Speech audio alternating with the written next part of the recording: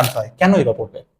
শুধুমাত্র question bank পড়লে, just শুধুমাত্র কোশ্চেন ব্যাংক, মানে বুঝো যদি এরকমই হইতো যে কোশ্চেন ব্যাংক থেকে এই রেঞ্জে কমন আসতেছে, এবং যে কোনো ভার্সিটিতে তুমি জানো কাট অফ মার্কস, মেডিকেল বাদ দিলে ভার্সিটি ইঞ্জিনিয়ারিং এগুলোতে কাট অফ মার্কস 60% থাকে, কোশ্চেন ব্যাংক থেকে আসতেছে ভাই 75%। তোমার যে কোনো ভাইয়া বলবে, এনি ভাই, তোমার বাসার ভাই, শিক্ষক, অনলাইনের ভাইয়া, যারাই বলো না কেন, 75% কোশ্চেন ব্যাংক থেকে আসে, এটা যে কেউ মানে।